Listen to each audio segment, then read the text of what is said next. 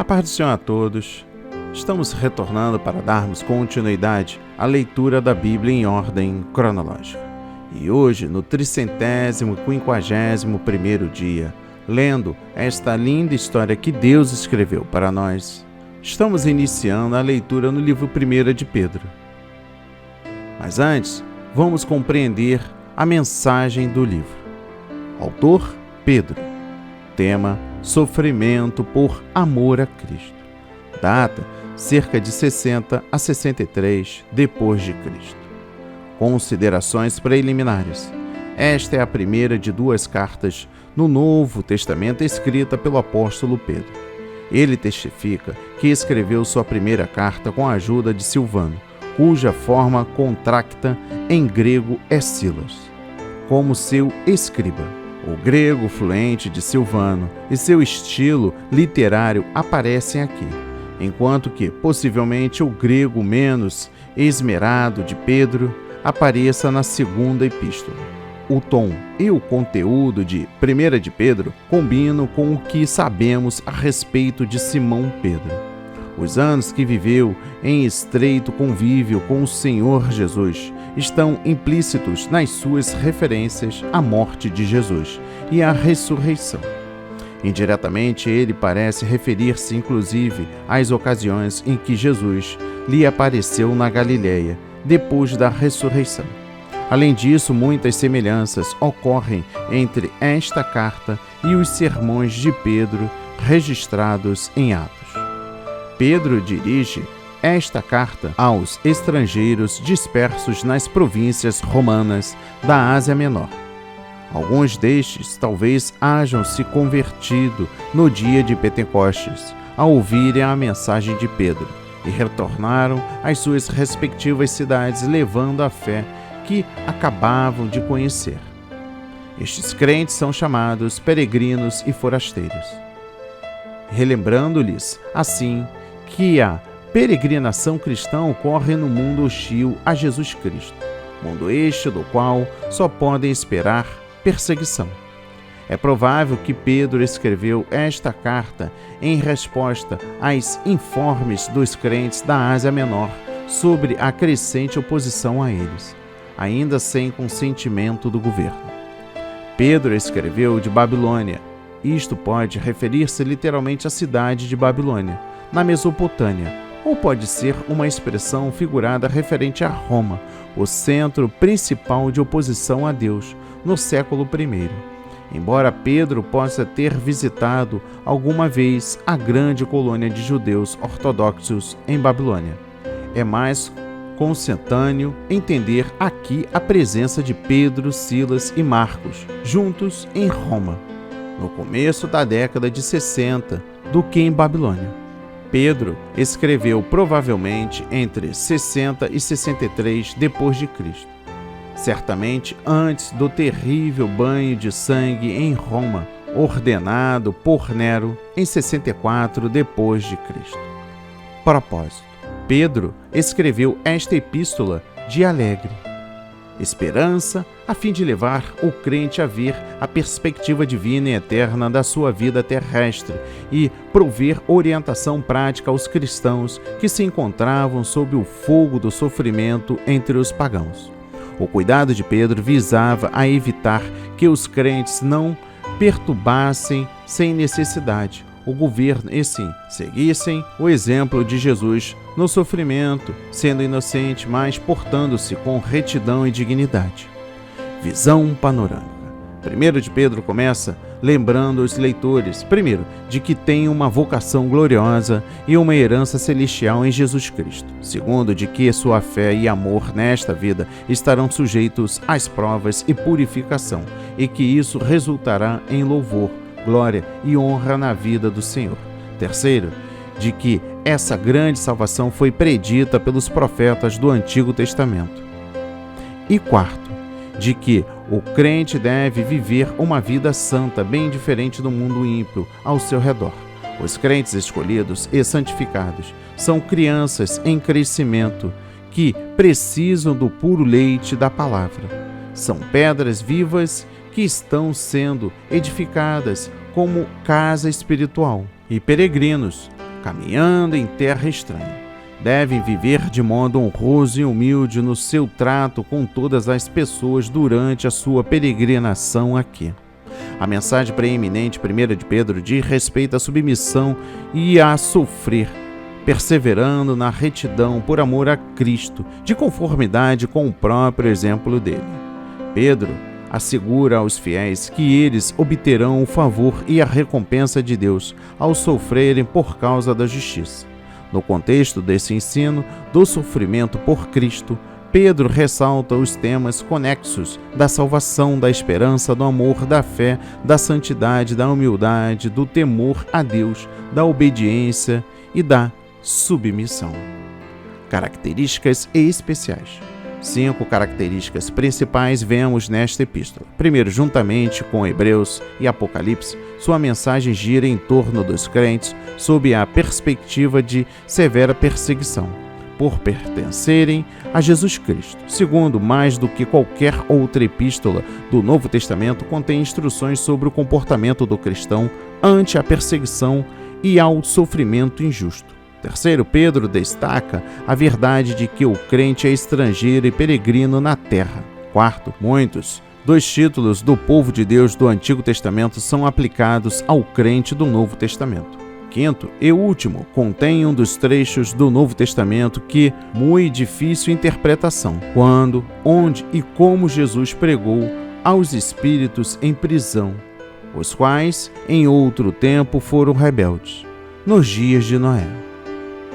A inspiração do dia, o relacionamento entre o crente e Deus, o relacionamento entre o crente e o próximo, o crente e o sofrimento.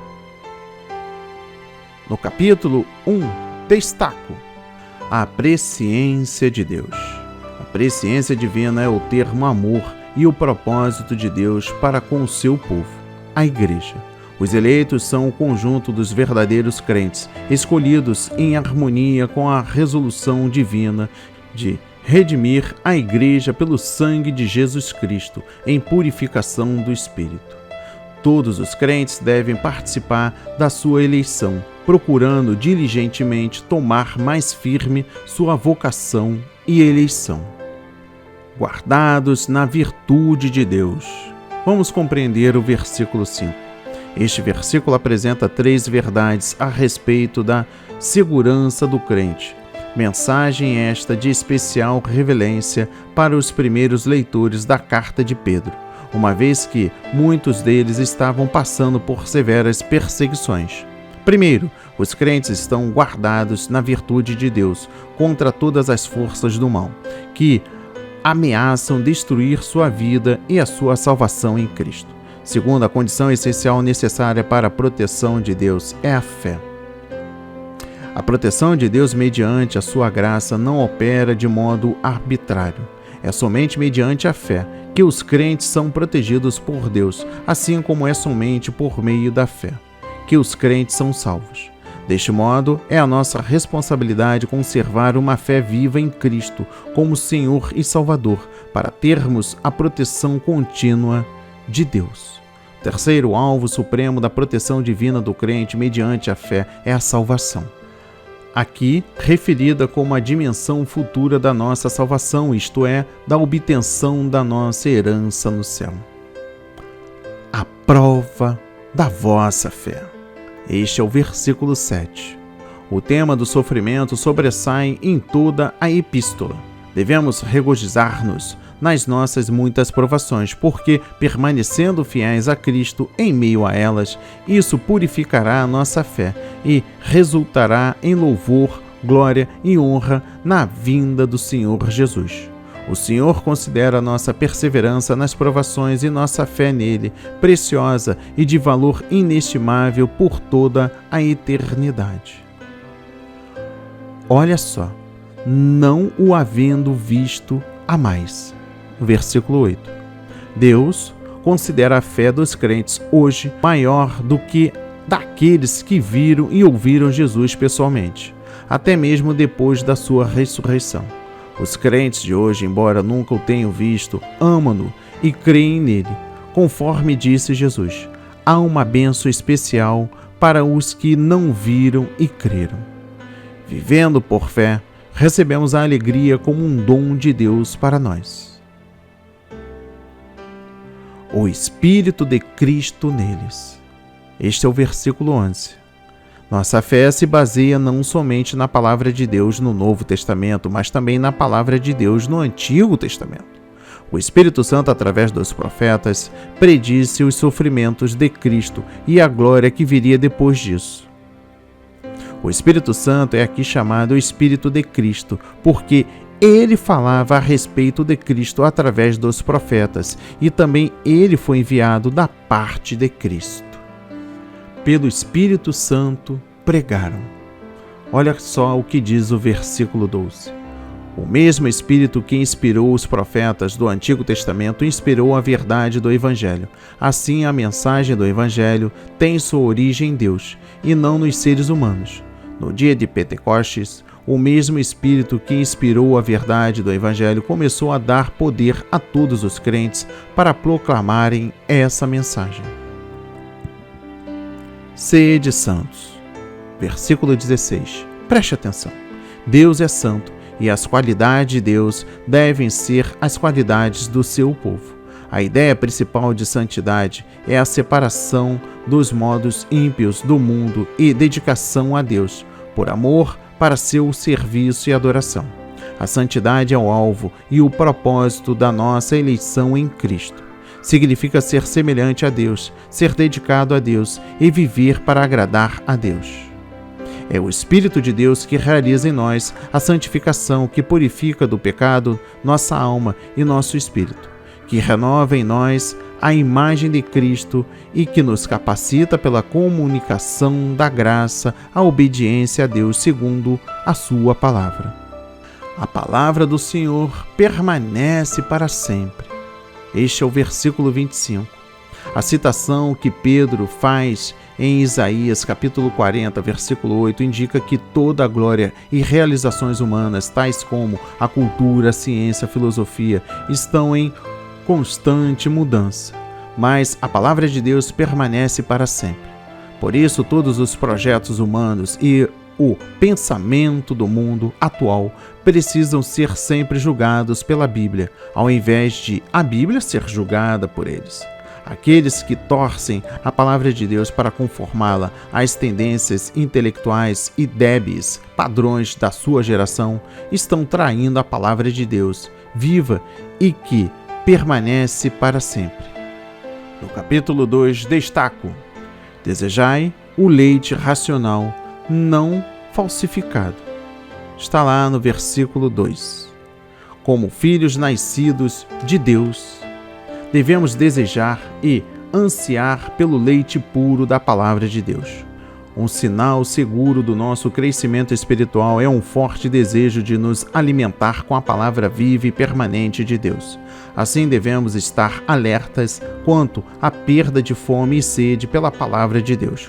Coisas estas que nossas atitudes erradas podem destruir, e também não deixar que as preocupações, riquezas e prazeres desta vida sufoquem a vida espiritual.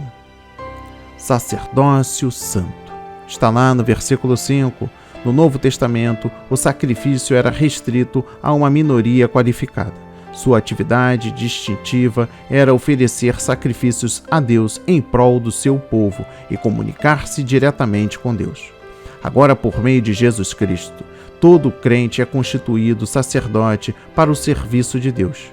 Esse sacerdócio de todos os crentes abrange o seguinte: primeiro, todos os crentes têm acesso direto a Deus, através de Cristo. Segundo, todos os crentes têm a obrigação de viver uma vida santa. Terceiro, todos os crentes devem oferecer sacrifícios espirituais a Deus inclusive. Ponto número 1, viver em obediência a Deus, sem conformar-se com o mundo. Ponto número 2, orar a Deus e louvá-lo. Ponto número 3, servir com coração íntegro e mente disposta. Ponto número 4, praticar boas ações. Ponto número 5, contribuir com nossas posses materiais. E ponto número 6, apresentar nossos corpos a Deus como instrumentos de justiça. Quarto, Todos os crentes devem interceder e orar uns pelos outros e por todos. Quinto, todos os crentes devem proclamar a palavra e orar pelo sucesso dela. A nação santa. Versículo 9. Os crentes são separados do mundo a fim de pertencerem totalmente a Deus e de proclamar o evangelho da salvação para a glória e louvor de Deus. Peregrinos e forasteiros. Versículo 11.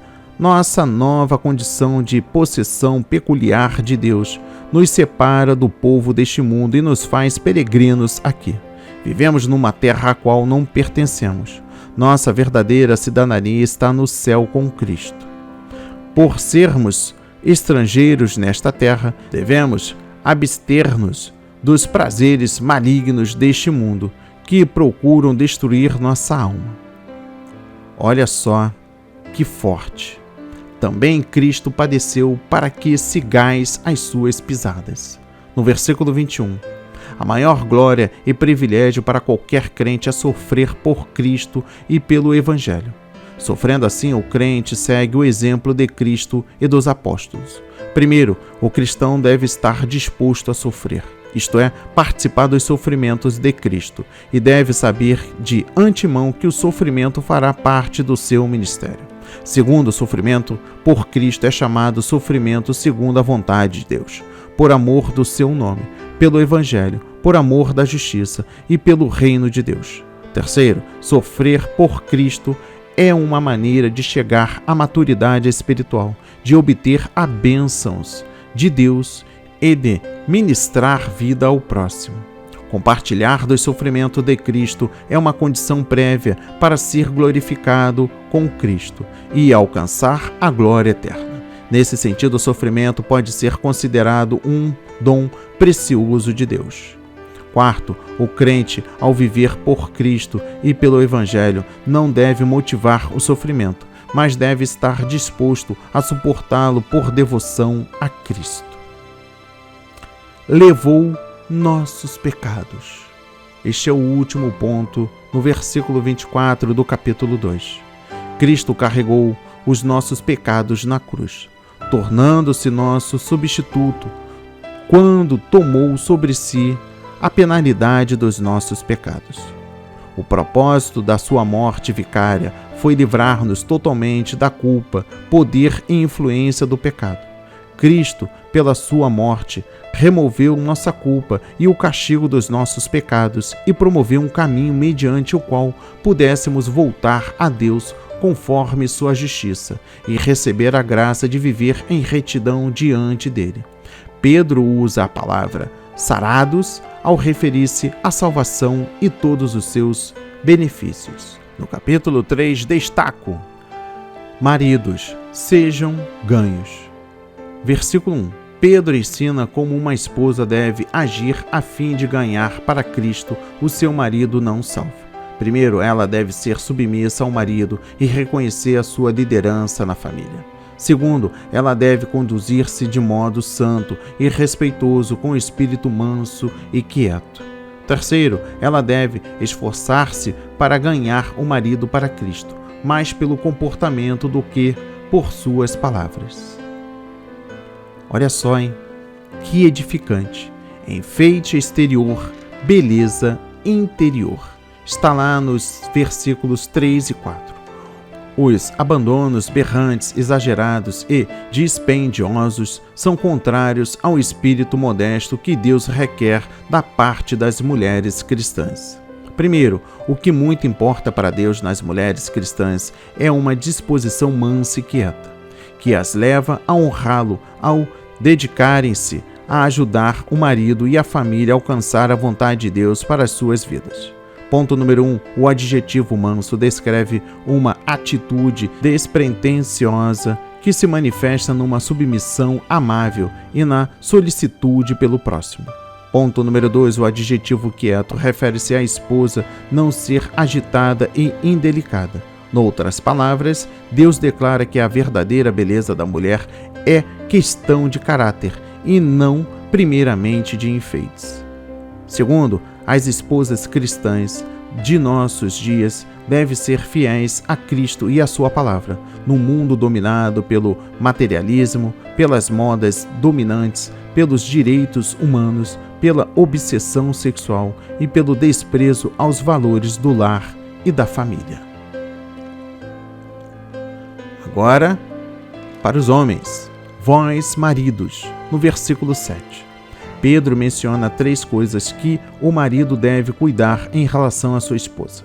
Primeiro, devem demonstrar consideração e compreensão, convivendo com a esposa com amor e harmonia com a palavra de Deus. Segundo, devem demonstrar respeito com co-herdeiros da graça de Deus e da salvação. Isto quer dizer que as esposas devem ser honradas, sustentadas e ajudadas e protegidas de conformidade com as suas necessidades. Mais fraco, por certo, se refere-se às forças físicas da mulher. O marido deve elogiar e estimar grandemente a esposa, à medida que ela procura amá-lo e ajudá-lo, segundo a vontade de Deus. Terceiro, deve evitar qualquer tratamento injusto e impróprio para com elas. Pedro indica que o marido que não usa de compreensão com sua esposa e que não a honra como uma irmã em Cristo, prejudicará o seu relacionamento com Deus, criando uma barreira entre suas orações e Deus. Agora, amar a vida, ver os dias bons. Está lá no versículo 10. Pedro cita os Salmos 34, versículos 12 a 16, para ressaltar que aquele que evita o mal, tanto nas palavras quanto nos atos, e que busca a paz, terá, primeiro, uma vida cheia de bênçãos e do favor de Deus. Segundo, a íntima presença de Deus com a sua justiça e graça.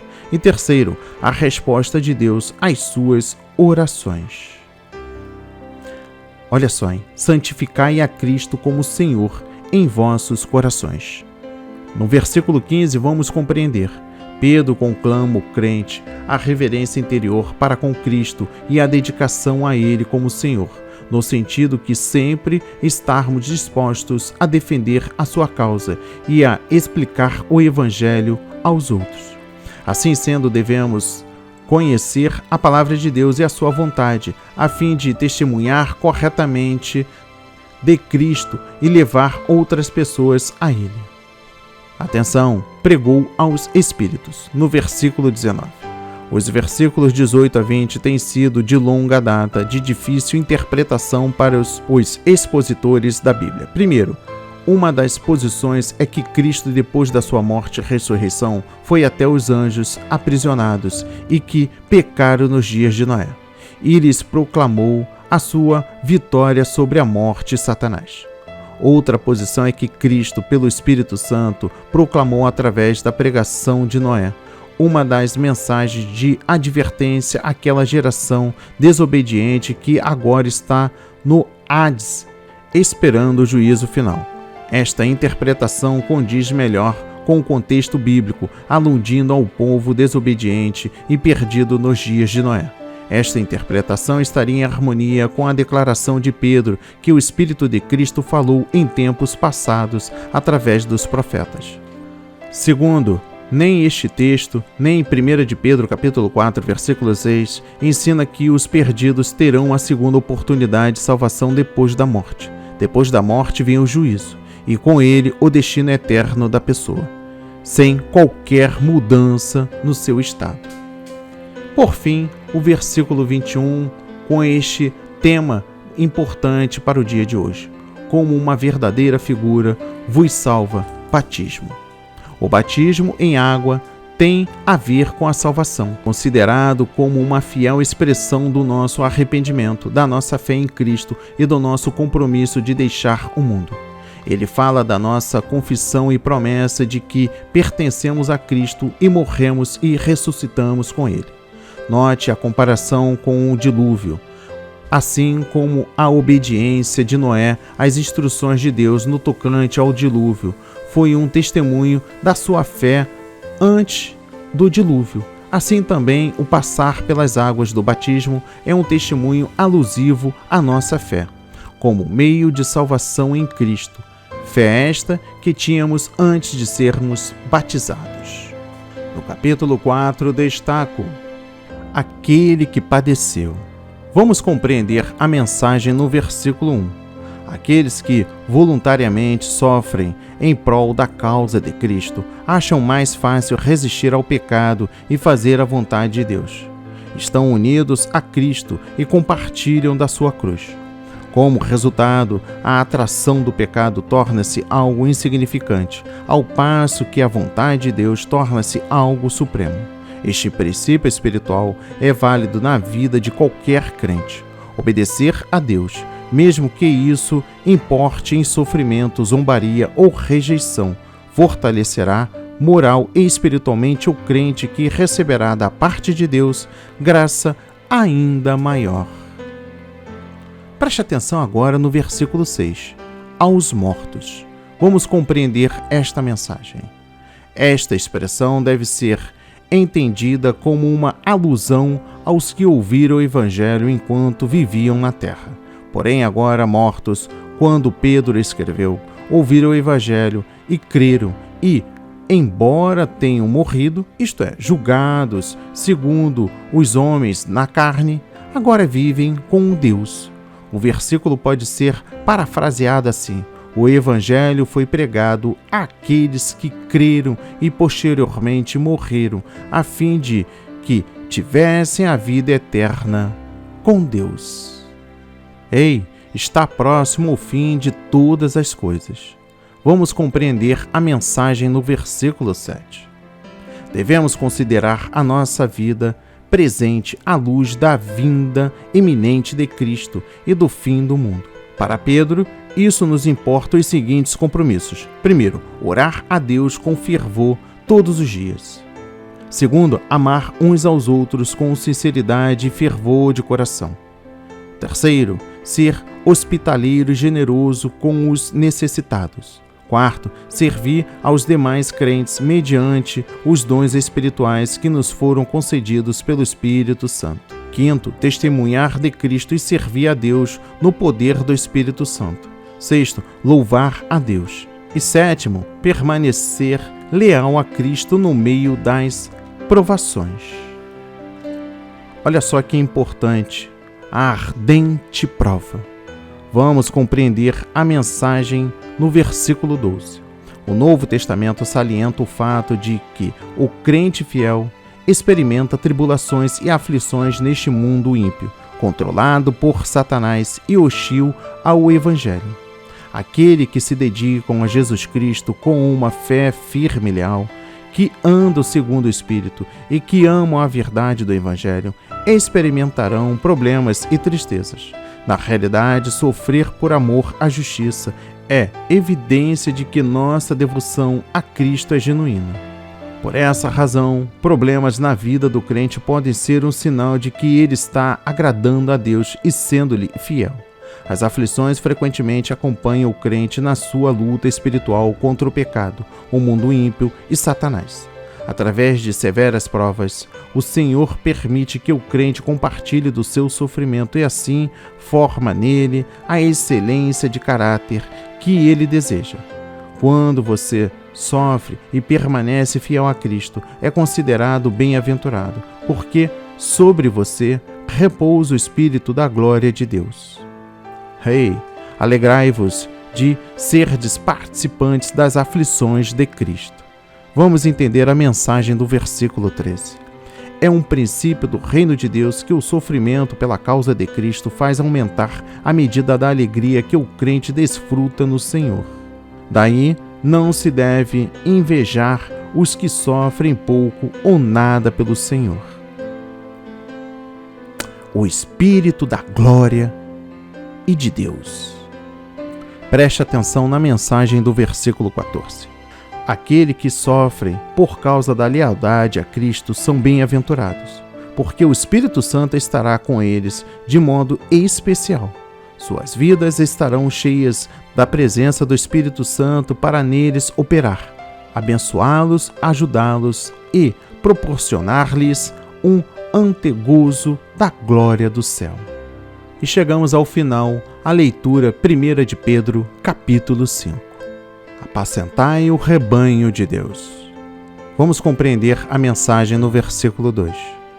Os pastores e dirigentes de igreja têm a responsabilidade de cuidar dos crentes, de fazê-los discípulos, de alimentá-los com a palavra e protegê-los. Dentro da mensagem no versículo 2, nem por torpe ganância. Preste atenção. Pastores e dirigentes da igreja devem acautelar-se de 2 pecados religiosos. Primeiro, a ambição por dinheiro. O ensino do Novo Testamento para quem administra a obra de Deus é que recebam sustento adequado da igreja e que se contentem com o que têm para si mesmos e para suas famílias. Nenhum pastor deve enriquecer-se em detrimento da obra de Deus. Aqueles que se deixam dominar por esse desejo ficam à mercê dos pecados da cobiça, da prevaricação e do furto. Por amor ao dinheiro, comprometem a palavra de Deus, os padrões da retidão e os princípios do reino de Deus. Segundo, a sede de poder. Aqueles que cobiçam o poder dominarão aqueles a quem deveriam servir, pelo abuso excessivo da sua autoridade. Antes, o pastor deve conduzir a igreja, servindo de exemplo ao rebanho da sua devoção a Cristo, no serviço humilde, na perseverança, na retidão, na constância, na oração e no amor à palavra.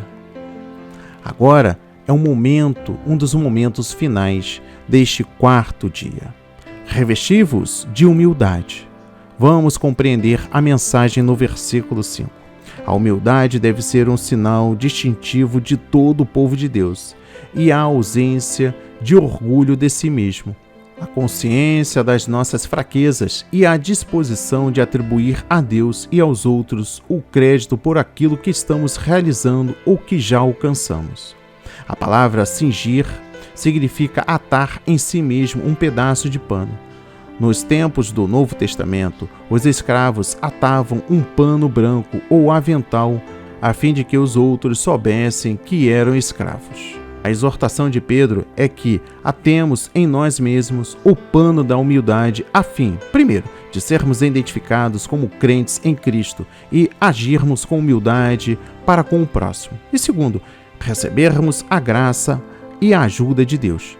É possível que Pedro tivesse em mente a ação de Jesus quando ele se cingiu de uma toalha e lavou os pés dos discípulos. Ele tem cuidado de vós.